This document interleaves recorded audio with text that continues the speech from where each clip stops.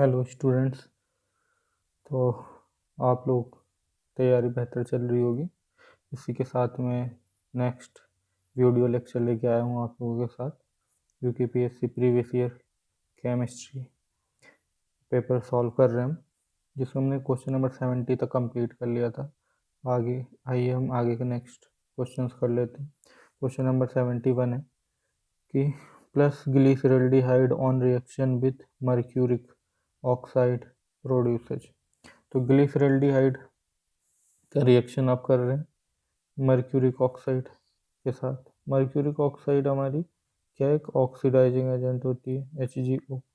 तो जब ये ऑक्सीडेशन होगा ग्लिसरल्डिहाइड, तो एल्डिहाइड ग्रुप है इसमें, एल्डिहाइड। तो एल्डिहाइड का अगर ऑक्सीडेशन होता है तो क्या होता है, वो कार्बोक्सिलिक ग्रुप में चेंज हो जाता है, तो ग्लिसरिक एसिड बन जाएगा।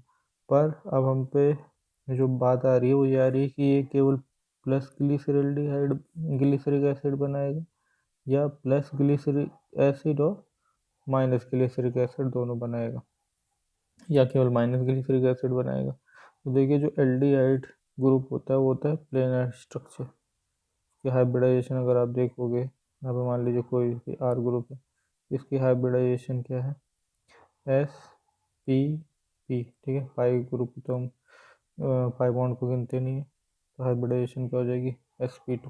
तो प्लेनर स्ट्रक्चर होने की वजह से इसमें क्या है, दोनों तरफ से अटैक पॉसिबल है। अब दोनों तरफ से जब अटैक पॉसिबल है तो ये क्या करेगा,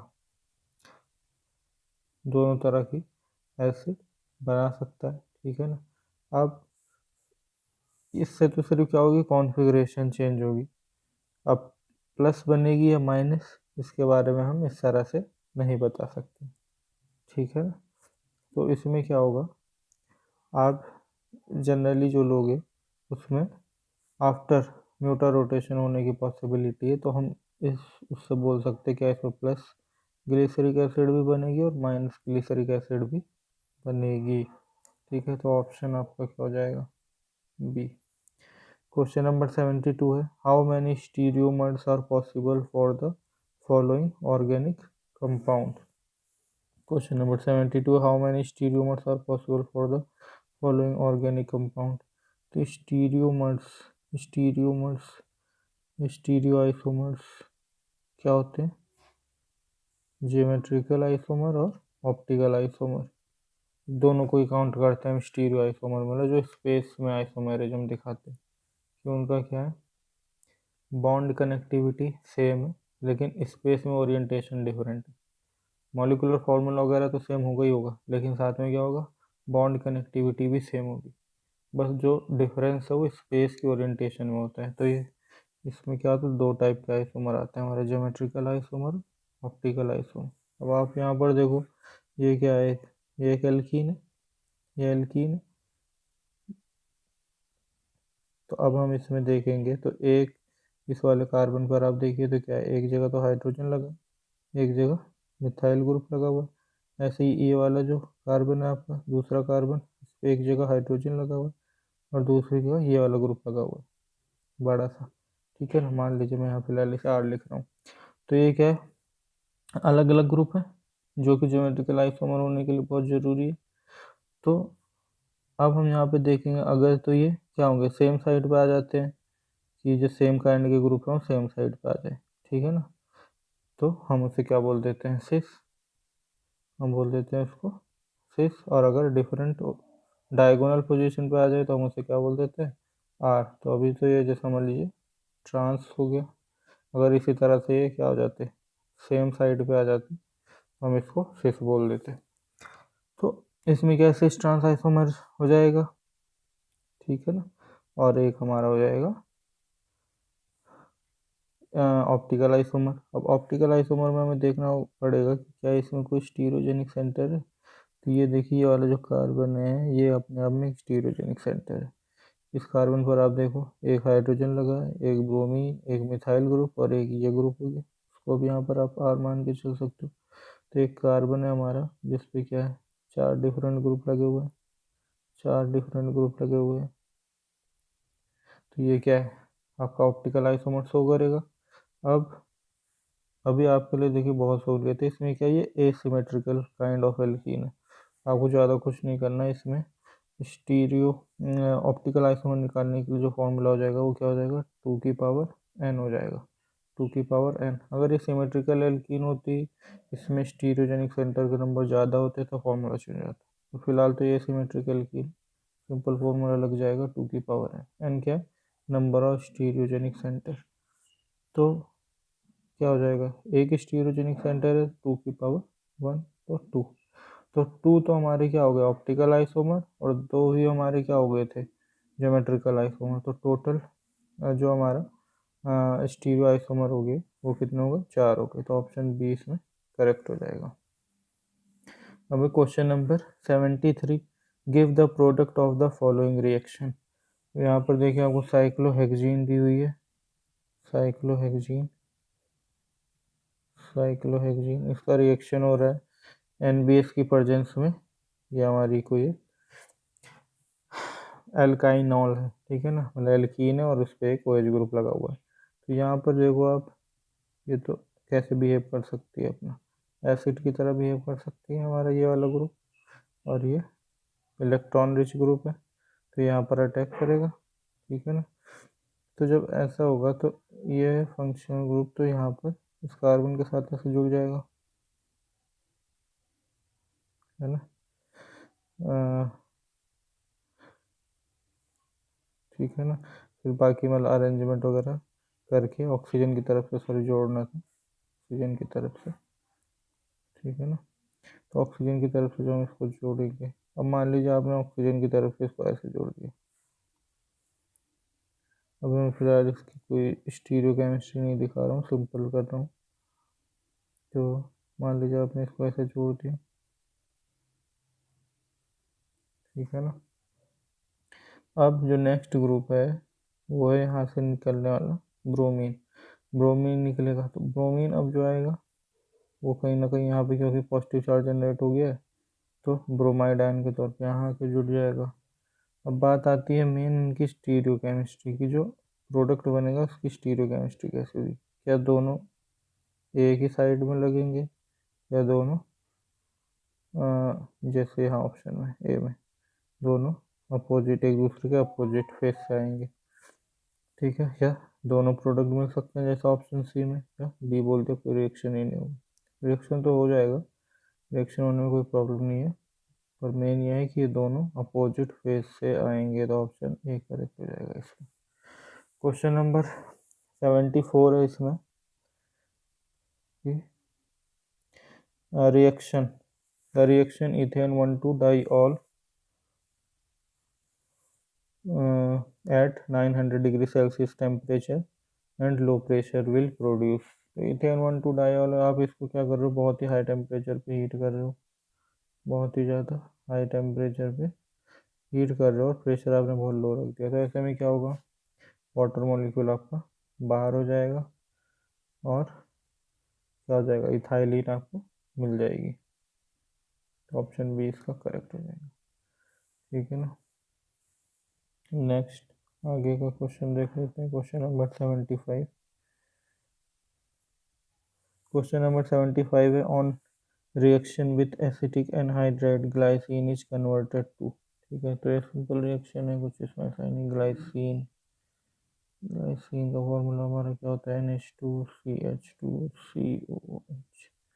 ठीक है, ये हमारी ग्लाइसिन हो गई। इसका रिएक्शन किसके साथ हो रहा है, एसिटिक एनहाइड्राइड के साथ, CH3CO का होल ट्वाइस O। तो क्या होगा, ये तो बेस है और ये अपने आप में एक एसाइल समूह है, ठीक है ना। तो इसके साथ ये तो रिएक्शन करके क्या निकल जाएगा, एक हमारी एसिटिक एसिड निकल जाएगी और एक एसाइल ग्रुप यहाँ पे इंट्रोड्यूस हो जाएगा, ठीक है ना। तो हमारे जो प्रोडक्ट मिलेगा हमें वो मिल जाएगा CH3CONH, ठीक है ना। इसका एक हाइड्रोजन निकल चुका है इसके एसाइल समूह के साथ, जो कि मैंने एसिटिक एसिड के तौर पर लिख दिया है।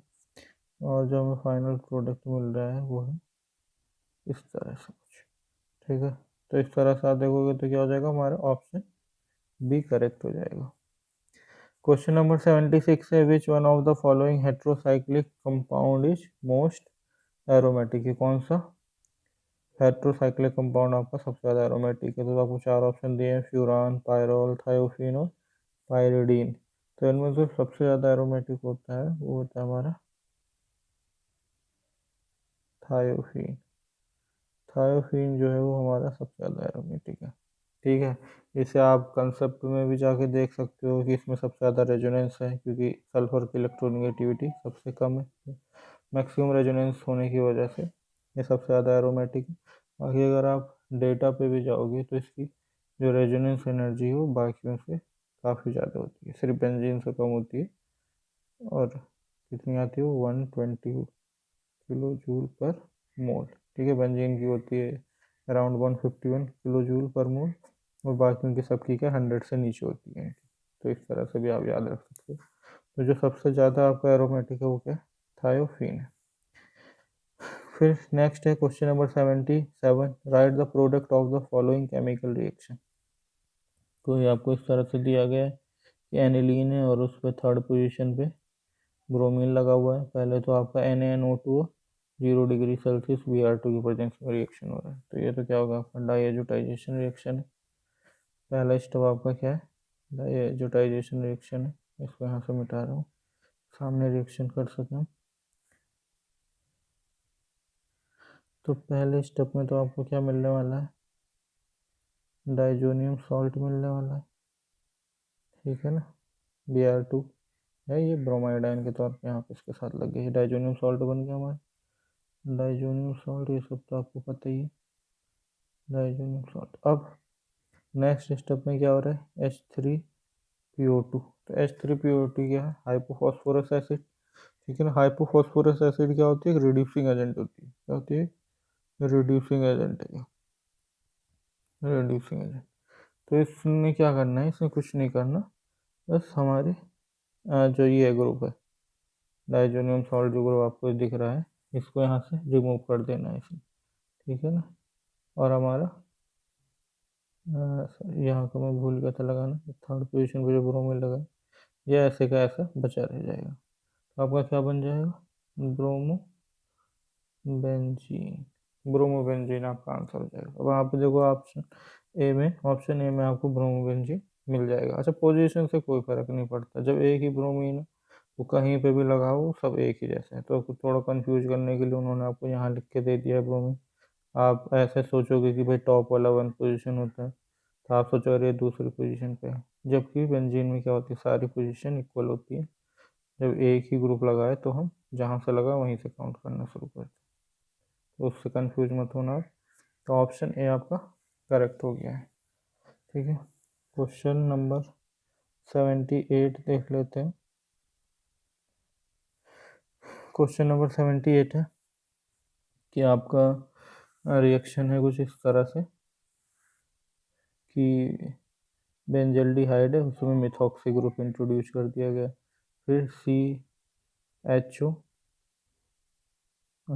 HCHO फॉर्मल्डिहाइड और कंसनट्रेट एल्कली की प्रेजेंस में रिएक्शन हो रहा है। ठीक है ना, तो इसमें आपका क्या होना है, जस्ट रिडक्शन हो जाएगा। ये क्या हो गया एक तरह से, अगर हम नेम रिएक्शन वाइज चलो तो हम इसे क्या बोल सकते हैं, कैनी-जेरो रिएक्शन बोल सकते हैं इसे, कैनी-जेरो रिएक्शन है, कैनी-जेरो रिएक्शन। तो इस कैनी-जेरो रिएक्शन में क्या होता है, जो हमारा एल्डिहाइड समूह है उसका क्या हो जाता है, रिडक्शन हो जाता है। ठीक है ना, तो हम इसको अल्कोहल में रिडक्शन हो जाएगा। बाकी ये तो क्या है, इनएक्टिव ग्रुप है ना, ये तो ऐसे ही रह जाएगा। और साथ में इसी का ऑक्सीडेशन होता है, अगर हम इसको दिखाते तो जब बाई प्रोडक्ट आप तो क्या मिल जाती है, फॉर्मिक एसिड वगैरह मिल सकती थी। ठीक है, तो उसकी हमें ज़रूरत नहीं है फिलहाल, तो हमारे जो ऑप्शन है उसके अकॉर्डिंग चलेंगे। तो हमें क्या मिल जाएगा यहाँ पर, ऑप्शन डी हमारा करेक्ट हो जाएगा। क्वेश्चन नंबर 79 है, which of the following reaction used in synthesis caprolactam is, Beckmann rearrangement, Stobbe condensation, Oppenauer oxidation, Reimer Tiemann reaction. ठीक है, तो आपको ये तो पता ही है रीमर-टेमन रिएक्शन से क्या बनता है ना, ये तो सैलिसाइल्डिहाइड वगैरह बनाने के काम में आता है, तो ये तो हो नहीं सकता। ठीक है, ओपन्यूर ऑक्सीडेशन भी आपको पता है, ये तो क्या है, अपना ऑक्सीडेशन करा के एल्डिहाइड कीटोन बनाने वाला रिएक्शन है ना, सेकेंडरी अल्कोहल वगैरह से। ठीक है, स्टॉप कंडेंसेशन में भी इसी तरह से वह कंडेंसेशन प्रोडक्ट बनता है। अब ये है हमारा बैकमैन रीअरेंजमेंट। बैकमैन रीअरेंजमेंट से हम कैप्रोलैक्टम बना सकते हैं। बैकमैन रीअरेंजमेंट में क्या होता है कि हम कोई कीटोन लेते हैं, जैसे यहाँ पे हमें कैप्रोलैक्टम बनाना है तो हमें क्या लेना पड़ेगा, साइक्लोहेक्सेनोन, साइक्लोहेक्सेनोन लेना पड़ेगा, जो हम इसका रिएक्शन कराएंगे NH2OH के साथ। ठीक है ना, हाइड्रोक्सिलामीन के साथ, तो हमें क्या मिल जाएगा, ऑक्जाइम मिल जाएगी, रेस्पेक्टिव ऑक्जाइम मिल जाएगी हमें। ये हमारी साइक्लोहेक्सेनोन ऑक्जाइम हो गई। अब ये ऑक्जाइम जब हम इसको सल्फ्यूरिक एसिड की प्रेजेंस में रिएक्शन करें तभी रीअरेंजमेंट करती है। क्या करती है ये ऑक्जाइम, रीअरेंजमेंट। इसी को क्या बोल देते हैं, बैकमैन रीअरेंजमेंट। इसी को क्या बोल देते हैं, बैकमैन रीअरेंजमेंट। बैकमैन रीअरेंजमेंट जब होगा तो ये एमाइड में कन्वर्ट हो जाता है, इसमें एमाइड में कन्वर्ट हो जाएगा ऐसे। इसके जस्ट नेक्स्ट पोजीशन पे हमने इसको इंट्रोड्यूस कर देना है। ठीक है,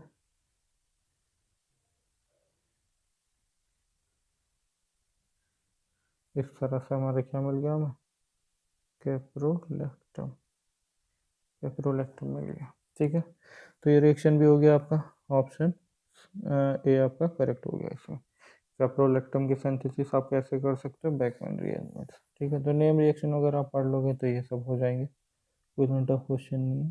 ठीक है, मैं तो जस्ट अभी आपको क्वेश्चन सॉल्व करा रहा हूँ, आगे पूरा डिटेल में पढ़ने के लिए तो आपको क्या है, कोचिंग वगैरह ज्वाइन करनी पड़ेगी, या आप मेरे वीडियो लेक्चर देखते रहना, वहाँ से भी आपको हेल्प हो जाएगी।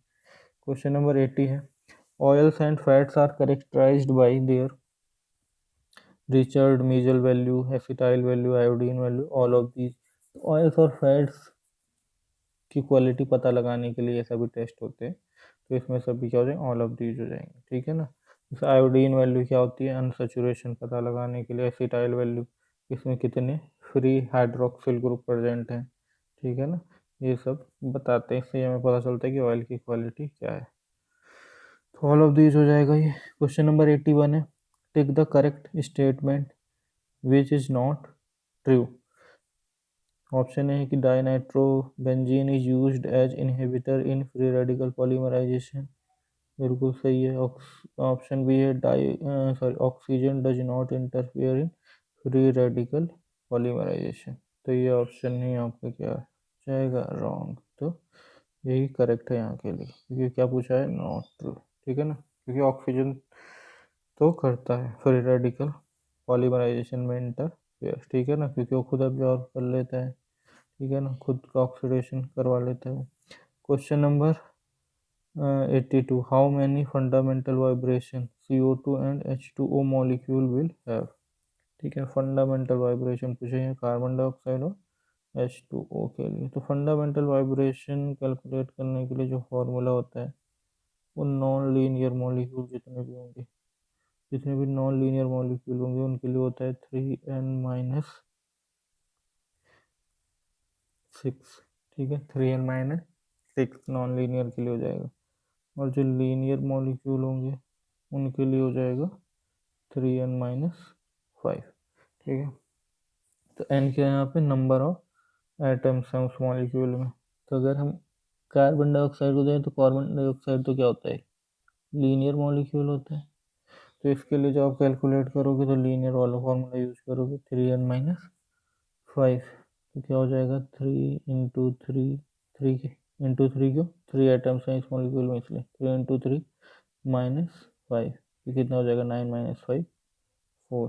ठीक है, तो कार्बन के लिए, कार्बन डाइऑक्साइड के लिए तो आपका 4 आ चुका है। अब H2O के लिए अगर आप निकालोगे, H2O तो आपको पता ही है कैसा होता है, non linear molecular band shape होती है। ठीक है ना, तो इसके लिए जो आप कौन सा फॉर्मूला यूज करोगे, 3n-6 वाला, यहीं पे लिख दे रहा हूँ, 3 × 3, जिसमें भी 3 ही आइटम्स है, -6, तो 3 × 3 = 9 - 6 = 3 आ जाएगा। तो हमारा ऑप्शन क्या हो जाएगा, इसके लिए 4 आ गया, इसके लिए 3। तो 4 एंड 3 आपको ऑप्शन ए में मिल गया, तो ऑप्शन ए हो गया करेक्ट। क्वेश्चन नंबर 83 है, ion exchange chromatography has been used for demineralization, removal of hardness from water, separation of ions in mixture, all of these। तो देखो मेन तो इसका काम यही होता है कि सेपरेशन करना आयंस का किसी भी मिक्सचर में। पर हाँ, इससे हम डीमिनरलाइजेशन भी कर सकते हैं, क्योंकि मिनरल भी क्या है, आयंस पार्टिकल ही होते हैं वो भी, ठीक है ना। Calcium ion, magnesium ion ions ही गुले होते हैं, तो हम उनको निकाल सकते हैं इसकी हेल्प से। और हार्डनेस फ्रॉम वाटर, हार्डनेस भी रिमूव कर सकते हैं, क्योंकि हार्डनेस भी किसकी वजह से आती है, आयंस की वजह से आती है। तो ऑप्शन डी इसमें करेक्ट हो जाएगा। क्वेश्चन नंबर 84 है, tick the statement which is true, carbon dioxide is a minor contributor to global warming. तो हमें पता है ये तो सही नहीं, कार्बन डाइऑक्साइड तो क्या है, एक तो मेजर कंट्रीब्यूटर है। बी है, there is no relation between ozone hole and CFC। आपको पता है CFC की वजह से ही तो ओजोन होल हो रहा है। क्वेश्चन नंबर सी है, if the pH of rain water is less than 5.6 it is called as acid. तो ये पूरी तरह से सही है आपका, ठीक है। तो हमें ट्रू पे ही टिक लगाना है, तो ऑप्शन सी आपका करेक्ट हो जाएगा, ठीक है ना। एसिड रेन आपको पता ही क्या है, जब भी एयर में आपकी क्या है H2S गैस वगैरह चली जाती है ना, H2S गैस हो गई, और हमारी क्या होती है जो भी नाइट्रोजन से रिलेटेड गैस है NO2 वगैरह, जो वो वाटर के साथ वहाँ पे वाटर ऊपर होता है, वाटर वेपर के फॉर्म में उनके साथ डिजॉल्व होती है, तब एसिड के फॉर्म में क्या है नीचे आती है ना। रेनफॉल के दौरान H2SO4 और नाइट्रिक एसिड बन के उससे क्या होता है, रेन वाटर का pH कम हो जाता है 5.6 से, ठीक है ना। और जब भी pH 5.6 से कम हो जाएगा रेन वाटर का, तो हम उसे एसिड रेन का नाम दे देते हैं। क्वेश्चन नंबर 85 है, क्वेश्चन नंबर 85 है आपका, which one of the following compound is used as internal reference in NMR। तब थोड़ा सा भी जिसने NMR पढ़ा है उसको पता है कि हम इंटरनल रेफरेंस के तौर पे क्या लेते हैं NMR कैलकुलेशन में, TMS है ना, टेट्रा मिथाइल साइलेन, टेट्रा मिथाइल साइलेन ये लेते हैं, है ना, टेट्रा मिथाइल साइलेन इसको यूज करा जाता है एज इंटरनल रेफरेंस, ठीक है ना। Question 86, the most unstable carbocation या कार्बोनियम आयन इस तरह से कुछ दिया हुआ आपको, ये अपने आप में क्या एक सेकेंडरी कार्बोकेटाइन है। ऑप्शन बी में जो दिख रहा है आपको कार्बोकेटाइन, ये टर्शरी कार्बोकेटाइन है।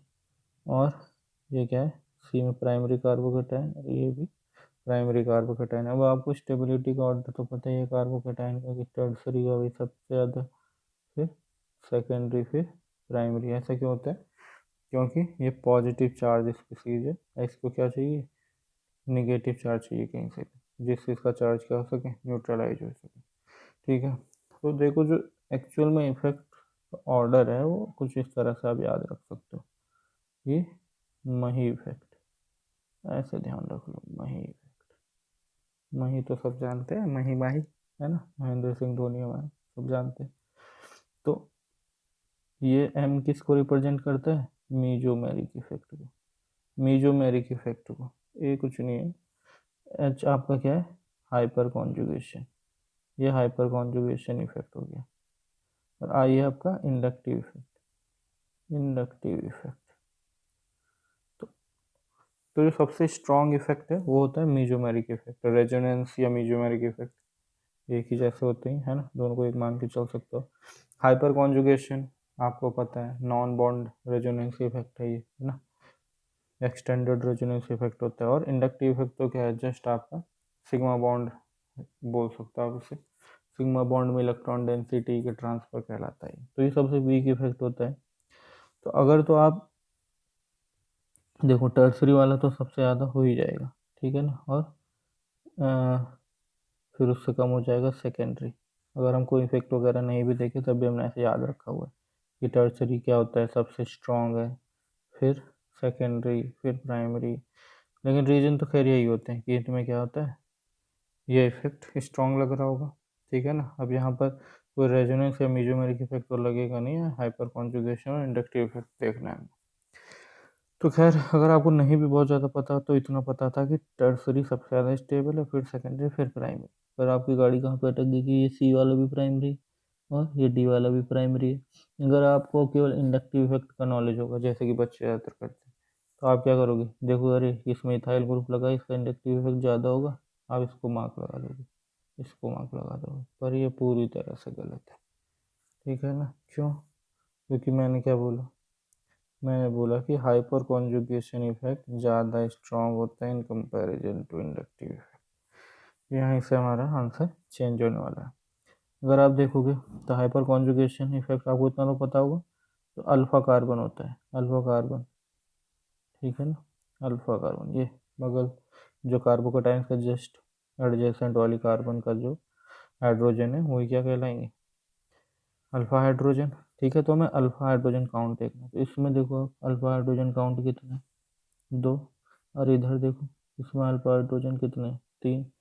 तो जितने ज़्यादा अल्फा हाइड्रोजन होते हैं उतने ज़्यादा स्ट्रॉन्ग हाइपर कॉन्जुगेशन इफेक्ट लगता है। तो हाइपर कॉन्जुगेशन इफेक्ट ज़्यादा स्ट्रॉन्ग किस में लगता है, इस सी वाले ऑप्शन में, जो इथाइल कार्बोकेटाइन है, या डी प्रोपाइल कार्बोकेटाइन, किस में लगेगा, इसमें लगेगा। तो ऑप्शन सी आपका करेक्ट हो जाएगा। लेकिन अगर आप इंडक्टिव इफेक्ट से लगाते हैं तो आप ऑप्शन डी करेक्ट कर देते, जो कि गलत है। क्वेश्चन नंबर 87 देख लेते हैं। The organic compound which has all the carbon carbon bonds of same bond length, benzene, normal hexane, cyclohexane, all of this. तो इसमें तो क्या ही बताना, इसमें क्या है, सभी कार्बन कार्बन बॉन्ड लेंथ क्या होती है, इक्वल होती है। इतना तो आपको पता है, बेंजीन में भी इक्वल होती है, क्योंकि वहाँ पे क्या होता है, डीलोकलाइजेशन होता है, ठीक है ना। आपको पता है कि कोई भी वहाँ पर रियल में डबल या सिंगल बॉन्ड एग्जिस्ट नहीं करता, सब में पार्शियल, डबल और सिंगल कैरेक्टर होता है ना। और ये तो है सिंगल सिंगल बॉन्ड, तो इन सभी की क्या होती है, बॉन्ड लेंथ इक्वल होती है। ऑप्शन डी करेक्ट हो जाएगा। क्वेश्चन नंबर 88 है, which one of the following can act as nucleophile, ठीक है ना। न्यूक्लियोफाइल मतलब इलेक्ट्रॉन रिच स्पीसीज कौन सी है। अब बी एफ थ्री तो आपको पता है इलेक्ट्रॉन डिफिशिएंट स्पीसीज होती है ना। ये तो आपने पढ़ ही रखा है, क्योंकि इसमें क्या है, ऑक्टेट ही कंप्लीट नहीं होता बोरॉन का, तो बेचारा न्यूक्लियोफाइल कैसे बनेगा। अब ऐसे Cl2 in presence of AlCl3, इससे आपने खूब इलेक्ट्रोफिलिक सब्स्टिट्यूशन रिएक्शन करा रखे है ना, रीडल क्राफ्ट अल्काइलेशन वगैरह में। तो ये भी क्या हो जाएगा, ये भी आपका इलेक्ट्रोफाइल है, ठीक है। ऐसे ये भी इलेक्ट्रोफाइल है, ठीक है ना। तो ऑप्शन आपका बी क्या हो जाएगा, करेक्ट हो जाएगा। क्वेश्चन नंबर 89 है आपका, the base strength varies in the order. Base strength हमें बतानी है, तो देखिए बेस स्ट्रेंथ जो होती है, बेस स्ट्रेंथ वो होती है inversely proportional to S character, ठीक है। तो अगर आप यहाँ पे इनकी हाइब्रिडाइजेशन देखोगे, तो इसके लिए पूछा हुआ है, तो इसकी हाइब्रिडाइजेशन क्या हो जाएगी, एक बॉन्ड ये, दो बॉन्ड ये, और सिंगल बॉन्ड वाले है ना। इसकी तो हाइब्रिडाइजेशन हम ले लेंगे sp3, इसकी कितनी ले लेंगे sp2, और इसकी क्या ले लेंगे sp। तो सबसे लेस एस कैरेक्टर किस में है, हमारे पहले वाले में, पहला वाला जो ऑप्शन है, फिर इसमें दूसरे वाले में, थर्ड वाले में। तो मैंने क्या बोला, बेस स्ट्रेंथ क्या होती है, वो एस कैरेक्टर के इन्वर्सली प्रोपोर्शनल होती है। क्यों? क्योंकि एस कैरेक्टर जिसमें ज़्यादा होता है वो इलेक्ट्रॉन को होल्ड करके ज़्यादा रखता है, उसकी इलेक्ट्रॉन नेगेटिविटी ज़्यादा हो जाती है। तो जिसकी इलेक्ट्रॉन नेगेटिविटी कम होगी वही तो अपने इलेक्ट्रॉन डोनेट कर पाएगा, ठीक है। तो आपका इससे जो आंसर बन जाएगा, पहला सबसे ज़्यादा बेसिक, फिर दूसरा वाला, फिर थर्ड वाला। तो ये ऑप्शन आपको मिल रहा है सी, फर्स्ट सबसे ज़्यादा बेसिक, फिर सेकंड, फिर थर्ड। नेक्स्ट क्वेश्चन देख लेते हैं हम इसमें।